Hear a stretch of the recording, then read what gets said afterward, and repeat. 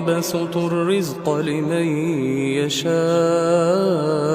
من عباده ويقدر له إن الله بكل شيء عليم ولئن سألتهم من نزل من السماء ماء فأحيا به الأرض من بعد موتها ليقولن الله قل الحمد لله بل أكثرهم لا يعقلون وما هذه الحياة الدنيا إلا لهو ولعب وإن الدار الآخرة لهي الحيوان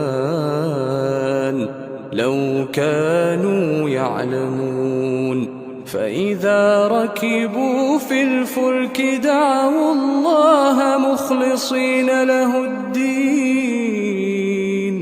فلما نجاهم إلى البر إذا هم يشركون ليكفروا بما آتيناهم وليتمتعوا فسوف يعلمون